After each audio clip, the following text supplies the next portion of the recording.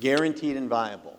Now, can the superintendent of your school guarantee that this teacher is going to be teaching this skill? No. Can the National Common Core Committee guarantee it? Who's the only guarantee that matters? It's the guarantee that comes from the people who implement the curriculum. And so how do we get those people, the most important people in the curriculum process, to establish that guarantee? And that's what we're suggesting here, is why teachers should sit down together, have a conversation, study, and then draw some conclusions together as a team. Are you hearing us say you should ignore the state standards, ignore your district curriculum guide? Anybody hearing that? Just let everybody teach what they want?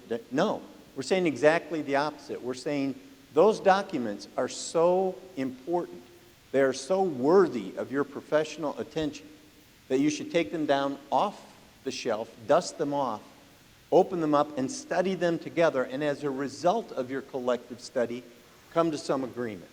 Imagine there are two principals. Principal over here hands out to the fourth grade team in his elementary school, here's the fourth grade standards in math, go teach them. The principal over here asks the fourth grade teachers, study these fourth grade math standards, and I want you to prioritize the standards. Which are the ones that are absolutely gotta know them? Are there some that are maybe nice to know? Are there some that maybe they don't need to know at all? I want your team to be able to say, these are the got to knows. Which approach is going to give you a guaranteed curriculum? Handing out documents, the same document to people, or asking people to actually engage in the process? So merely handing out documents is an attempt to give the illusion of a guaranteed curriculum. We all know it doesn't. We all know that people are A, not going to read them, or B, will interpret them differently, will have different pacing, will have different levels of attention to different skills. But we pretend we've got a guaranteed curriculum because we've got the same document. We're saying let go of that.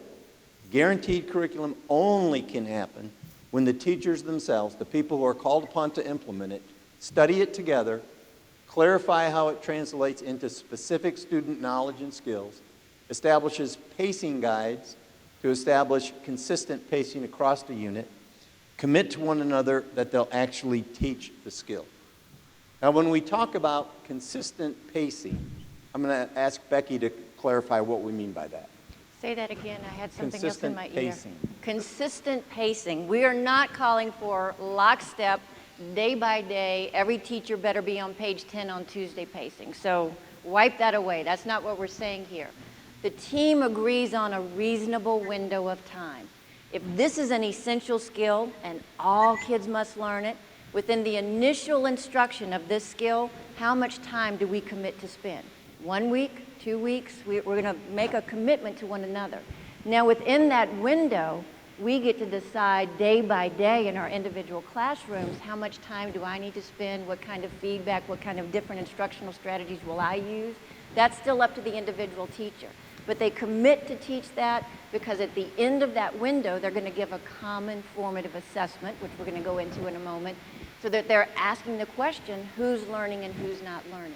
Every student should have the benefit of, my teacher taught this to me before I was asked to demonstrate whether or not I've learned it.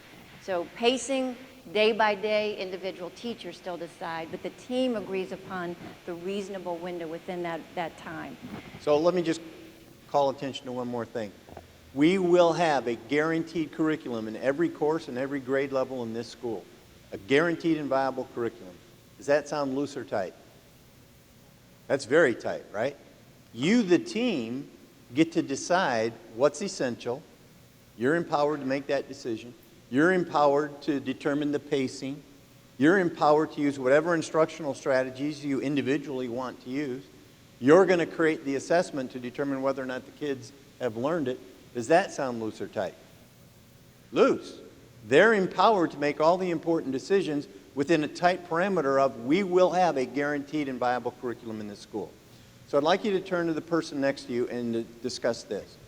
To what extent are you confident that regardless of the teacher to whom a student has been assigned in your school, they're going to have access to the same knowledge and skills for that course or that grade level, because you've got a guaranteed curriculum in your school.